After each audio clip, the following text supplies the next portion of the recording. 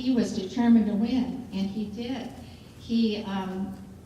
Football was the highlight I'm telling you what it was for me at the highlight, and also him. He'll tell you more, but the football that year when we were Big Nine champs, and Coach Fusey, I loved him to death. I can get emotional when I'm talking about Coach Fusey.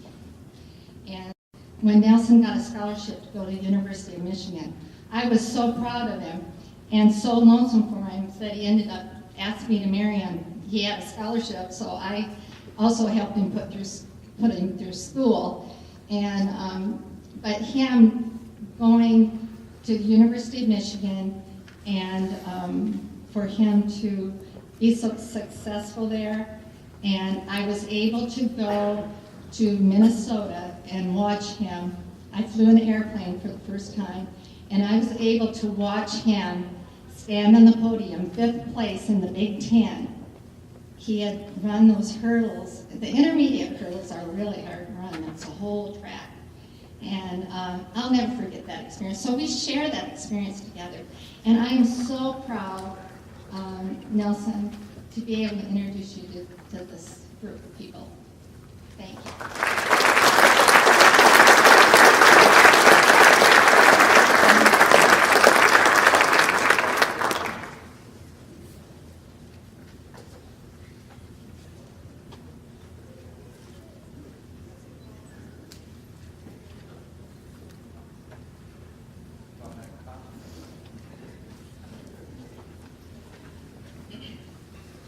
The rest of the story about that tackle on the football. She was going with a guy from Clio. This is true. And so I was ignoring her.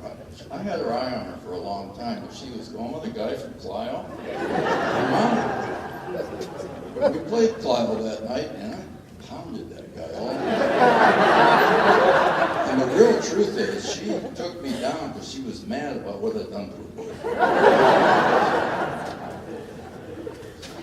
Well, since Hugo Brackrod is not here tonight, and since Coach Fusey also isn't here tonight, I have the distinction of being the oldest guy in this group of inductees. Now, if you look at the picture in the program, you're going to wonder, is that the guy up there? That's 50 years ago.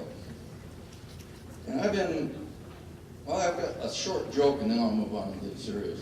You've probably heard this one before, but when guys reach my age, they know they're getting old when they walk a little old lady across the street and they realize it's their wife.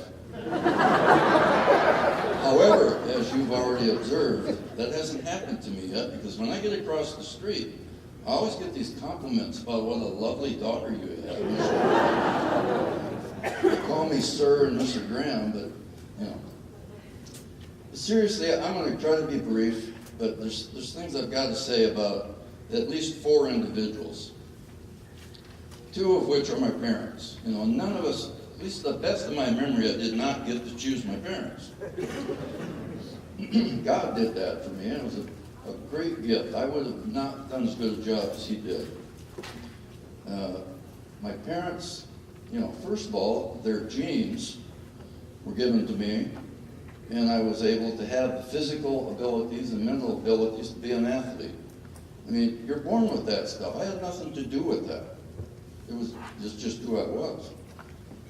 And they, in the most positive ways possible, nurtured me as I grew up. My mind, my body, my soul, they instilled faith in God in me. And to this day, I hear my dad's voice. It's the one thing he left with me, and that was, Nelson, there's 2 things he said. Nelson, first, anything you set your mind to do, you can do it. And he made me believe that. The other thing was, he said, if anything is worth doing, it's worth doing right. That was sort of a corollary of something I think Vince Lombardi said once, but that was how my dad looked at it. My dad loved sports. I remember him dragging me up to the Cracker Box gym at the old Central School. I watched Hugo Brackrod play basketball there. take me up and we'd watch Mount Morris High play football. And he loved sports, and he instilled that in me. But I can't ever remember not wanting to go outside and play something, shoot some hoops. We had, how many of you heard of Burn Street? Anybody know about Burn Street? That's the street I grew up on. There's nothing, if you drive up that street, you're going to say, what's the big deal about Burn Street? Well, the biggest house on the street is the one I grew up in because there were 7 of us. But we weren't the biggest family. There were houses with 10 kids on them. And there were more, what was famous about Burn Street was there were more kids per square foot on Burn Street than there was on the playground at Central Elementary at recess. And ask, am I right, brother and sisters? That's the way it was. So I couldn't wait to get outside because we had a baseball game going. In the spring, we'd play 50-inning baseball games. In the fall, we'd play football till dark. I mean, it was just all the time, and I just grew up loving to play sports. It was just what I did, what I loved to do. But the genes I got were that I could run really fast and I could jump really high. That just was given to me. It was a gift. The one person you say, how did you become a hurdler? I was in the 7th grade, and the history teacher, his name was Leonard Plattibors. And we had this great event in junior high when I've been thinking about how did I become a hurdler? And I remember we had this every spring. All the 7th, 8th, and 9th graders would vacate Central School, walk down to the old athletic field there on North Saginaw, and spend the whole day there in a very well organized, basically big track meet. We ran races and relays, and we did shot put, we did it all. And before that first 7th grade event, Mr. Plattibor said, Nelson, he said, I'm going to be running the hurdle event. I want you to sign up. I think you could do real good at that. I didn't know what a hurdle was in the 7th grade. So I signed up. I got the blue ribbon. Beat everybody. So then he pulled me aside and he said, Nelson, I hurdled in high school and in college. He said, if you're willing, I'll spend some time with you and teach you the techniques of hurdling. And I think if you learn those techniques, you're going to be really good. So sure, this is fun. I like this. I learned more from him and from 7th, 8th, and 9th grade than I learned from any other coaches about hurdling. Because none of them had ever hurdled before, but he had. And he knew how to explain to you what you need to do to be a good hurdler.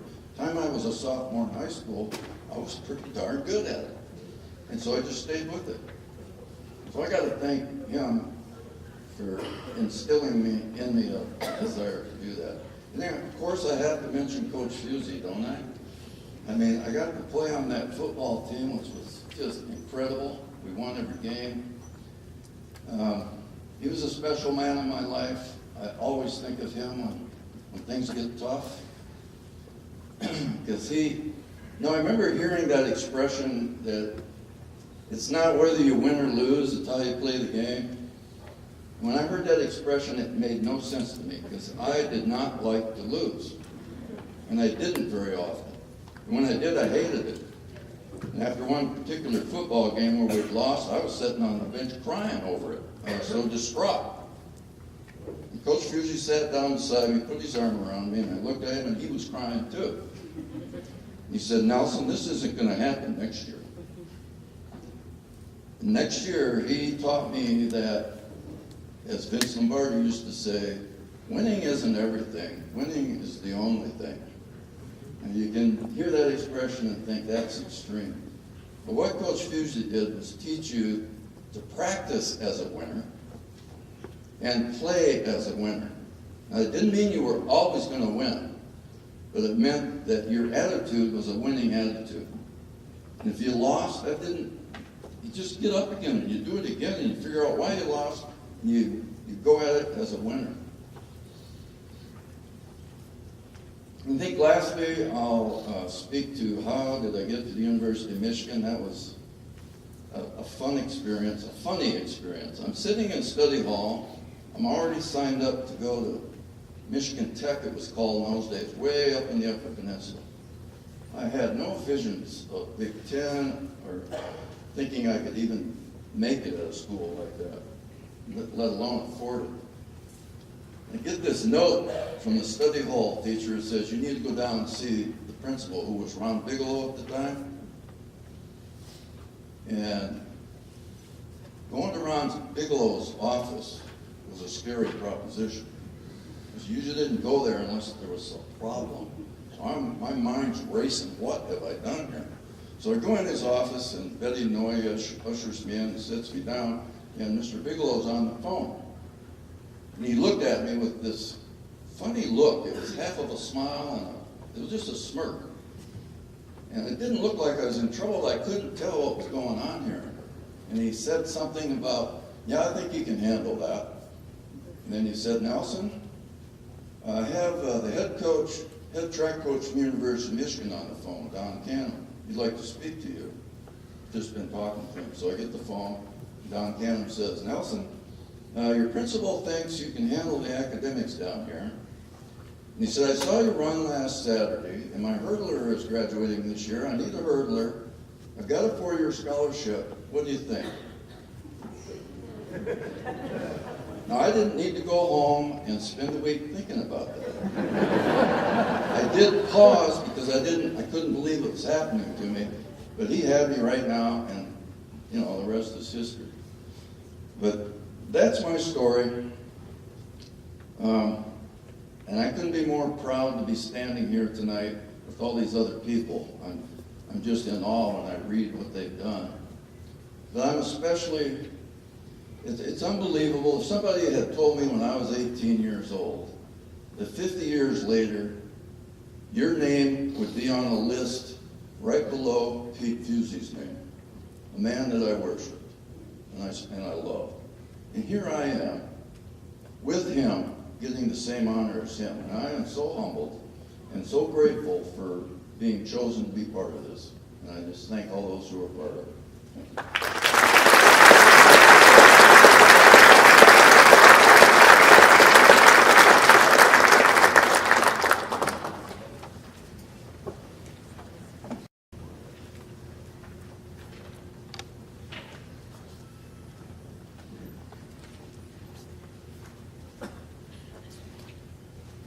Next inductee this evening will be Tony Holyfield, presented by Coach Bob Van Pelt.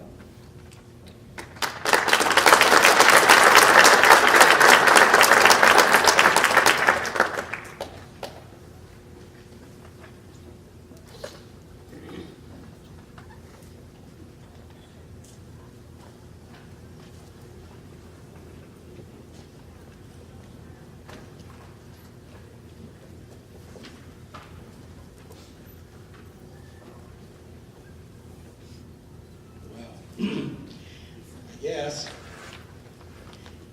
I feel like I've been blessed to be able to speak about 2 of my wrestlers this induction evening. I'm very honored for this opportunity. I would also like to say that along the lines of what you've heard, there is a common thread that exists between these 2 young men and all the other young men that were up on that platform to receive all-state honors. Yes, both men, they came through the Mountaineer Wrestling program, but it's not what I'm alluding to. The program was great. They did wonderful kids for the kids. They did wonderful things for the kids. They took them all over the country. But as with Tony and Michael and all those that attained all-state honors, the common thread that started all of this was their families, their moms, their dads, their brothers and their sisters. They taught them